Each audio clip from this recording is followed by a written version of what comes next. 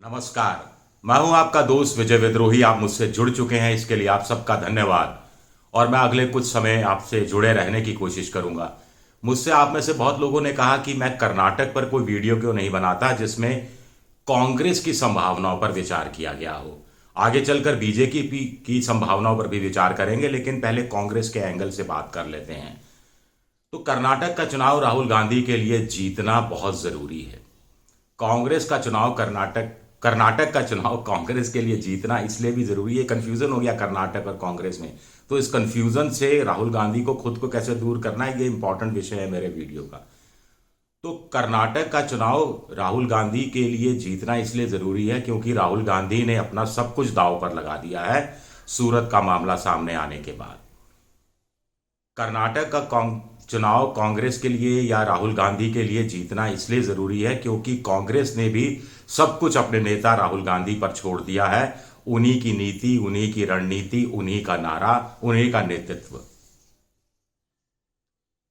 राहुल गांधी के लिए कांग्रेस का चुनाव इसलिए भी जीतना है क्योंकि विपक्ष ने भी मोटे तौर पर राहुल गांधी को धुरी बनाकर, यानी राहुल गांधी जो मुद्दे उठा रहे हैं उन्हीं मुद्दों को धुरी बनाकर मोदी सरकार का विरोध करना शुरू कर दिया है। चाहे जिसमें ममता बनर्जी हो, जिन्होंने एक नई वॉशिंग मशीन बनाई है, बीजेपी वॉशिंग मशीन। एक तरफ काला कपड़ा डालती है, दूसरी तरफ वो उजला होकर बाहर निकलता है। या दिल्ली की विधानसभा में आपने अरविंद केजरीवाल का भाषण सुना जिसमें उन्होंने साफ साफ कह दिया कि देश के सबसे भ्रष्ट प्रधानमंत्री नरेंद्र मोदी हैं, सबसे कम पढ़े लिखे हैं और अडानी उनके मैनेजर का काम करते हैं और ये सारा पैसा जो भी अडानी ग्रुप में लगा हुआ है वो दरअसल मोदी का है।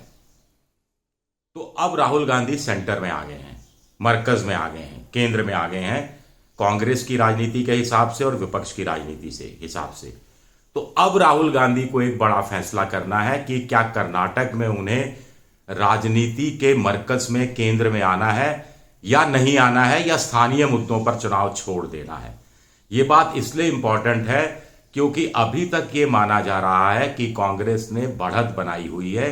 कुछ सर्वे उनको जीतता हुआ भी दिखा रहे हैं और ये सारा चुनाव स्थानीय मुद्दों के इर्द गिर्द लड़ा जा रहा है। और लोग कह रहे हैं कि अगर स्थानीय मुद्दों पर चुनाव लड़ा जाएगा तो कांग्रेस की जीत की संभावनाएं प्रबल हैं। अब राहुल गांधी को तय करना है कि 1-to-1 मोदी बनाम राहुल गांधी कर देना है।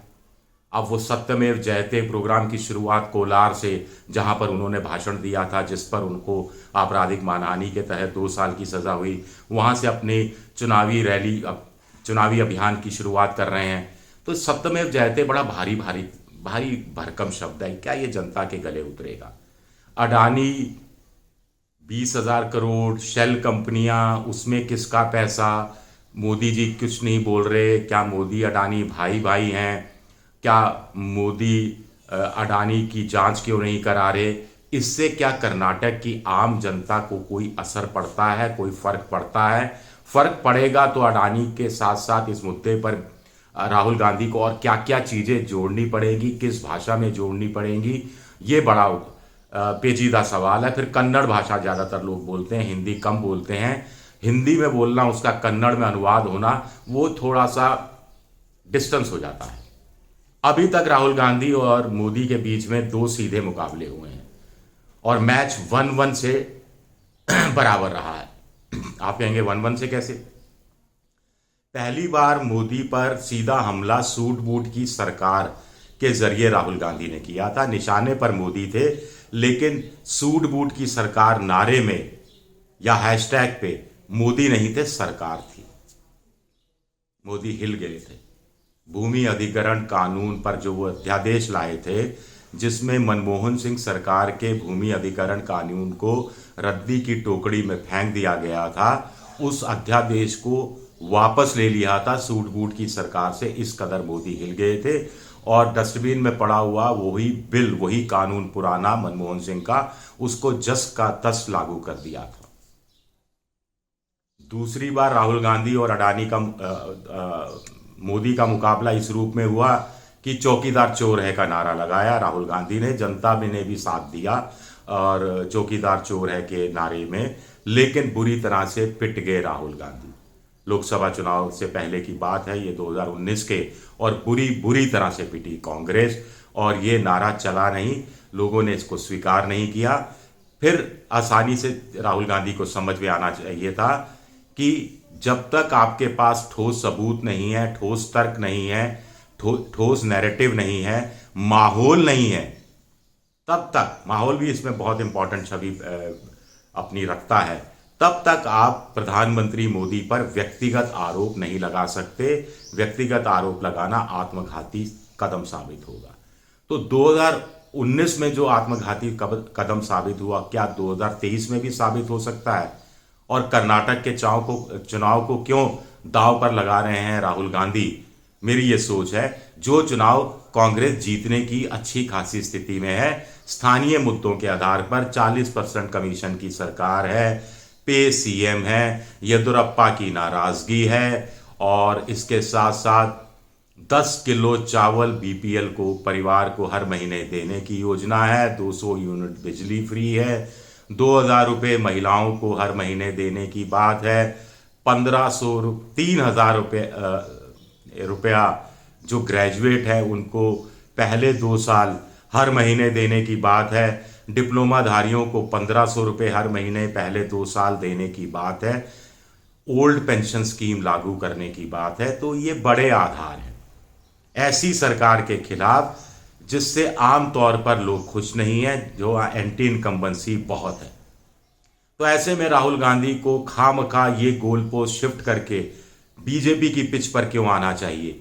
क्योंकि पूरे लाव लश्कर और लावाजमे के साथ कर्नाटक के चुनाव को राष्ट्रीय चुनाव बनाने की दिशा में बीजेपी, प्रधानमंत्री नरेंद्र मोदी, अमित शाह, जेपी नड्डा के नेतृत्व में आगे बढ़ने को उत्सुक दिखाई देती है। और ये उसका वह छुपा हुआ कोई टूल किट भी नहीं है, ये सबको पता है। क्या बेहतर यह नहीं होगा कि राहुल गांधी अपना भाषण दें, जरूर दें, लेकिन जो गारंटियां कांग्रेस ने दी है उसी का जिक्र करें।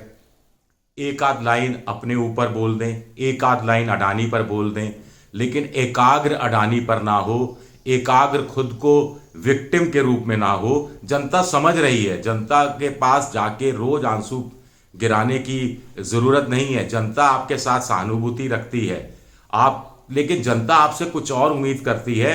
सत्तारूढ़ पार्टी में आने की अगर आप महत्वाकांक्षा पालते हैं तो ये बात भी राहुल गांधी को समझ में आ जाना चाहिए, और ये फर्क भी समझ में आ जाना चाहिए। दूसरी बात यह है कि अरविंद केजरीवाल, ममता बनर्जी, ये लोग भी वहां चुनाव प्रचार में जाएंगे। अरविंद केजरीवाल ने 80 सीटों पर अपने उम्मीदवार खड़े किए हैं। तो क्या ज़्यादा मेहनत राहुल गांधी को इस बारे में नहीं करनी चाहिए कि अरविंद केजरीवाल अब और सीटों पर फैलाव नहीं करे, या बीजेपी से निकाले गए लोगों को ही टिकट दें ताकि बीजेपी का नुकसान हो, या फिर वो अपने भाषणों में पूरी तरह से एकाग्र मोदी अडानी पर करें ताकि इससे जो उपजा थोड़ा बहुत भी जो वोट की गुंजाइश हो वो कांग्रेस की झोली में गिर जाए। माहौल बनाए राहुल गांधी के लिए, माहौल बनाए कांग्रेस के लिए। और अरविंद केजरीवाल, क्या ऐसी कोई स्ट्रेटेजी डिवाइस हो सकती है? क्या इस पर राहुल गांधी को ज़्यादा ध्यान नहीं देना चाहिए? ममता बनर्जी आएंगी, जेडीएस के लिए प्रचार करेगी, ऐसे संकेत मिल रहे हैं। तो यहाँ भी वो जेडीएस के लिए भले ही प्रचार करे, लेकिन उनके निशाने पर भी वही हो वॉशिंग मशीन वाला, बीजेपी वॉशिंग मशीन वाला। तो क्या इससे परोक्ष रूप से लाभ नहीं मिलेगा? ये भी अपना बड़ा सवाल उठता है, क्योंकि वोका लिग्गा वोट, कुछ लोग कह रहे हैं कि वोका लिग्गा वोट में बीजेपी डिवाइड करना चाहती है, जो आमतौर पर ज्यादातर जेडीएस को मिलता रहा है, और कुछ अब उनकी संख्या बढ़ने की संभावना है, क्योंकि डीके शिव कुमार जो कांग्रेस के मुख्यमंत्री पद के प्रबल दावेदार हैं, वो भी वोका लिग्गा समुदाय से आते हैं। तो ये फ्रैक्शन ना हो, मुस्लिम वोटों का फ्रैक्शन ना हो, जो करीब 80-90 सीटों पर अपना असर रखते हैं, कहीं कम कहीं ज्यादा। तो इस बात को राहुल गांधी को ध्यान रखना पड़ेगा, इन बात को मद्देनजर रखना होगा। या फिर ये वक्त है सीधा मोदी को चुनौती देने का, सीधा 1-to-1 करने का, राहुल बनाम मोदी करने का। भाई, कर्नाटक का भ्रष्टाचार आपके पास मुद्दा है, तो मोदी जी के पास देश भर में अलग अलग विपक्षी पार्टियों के भ्रष्टाचार का भी मुद्दा है, हेराल्ड केस का भी मुद्दा है, दामाद जी का भी मुद्दा है, और इसके अलावा बोफोर्स का मुद्दा फिर से उठाया जा सकता है, कोई रोकने वाला है नहीं। तो इस चीज को भी क्या राहुल गांधी समझेंगे? शरद पवार, उद्धव ठाकरे, वीर सावरकर के मुद्दे पर राहुल गांधी ने जो कहा, उद्धव ठाकरे का गुट नाराज हुआ, उद्धव ठाकरे खुद नाराज हुए। इस बात को शरद पवार ने समझा के अभी मामला निपटाया है। तो राहुल गांधी को ऐसी कोई गलती नहीं करनी है। राहुल गांधी को ये देखना है कि कर्नाटक में बीजेपी के नेता, बीजेपी का आईटी सेल, गोदी मीडिया सब गिद्ध नजरों से देखता रहेगा, एक एक चीज में मीन मेख निकालने की कोशिश करेगा। तो हर गलती से बचना है। और राहुल गांधी, बीजेपी चाहती है कर्नाटक की जनता के चुनाव में उनके केंद्र में आ जाएं। राहुल गांधी को इस रूप में केंद्र में नहीं आना है, ये गलती नहीं करनी है। अब तो बीजेपी की ये स्ट्रेटजी भी सामने आ रही है कि राहुल गांधी के जितने पुराने भाषण हैं, टिप्पणियां हैं और दूसरी जो बातें उन्होंने कही, उसमें से कमियां निकाली जाएं।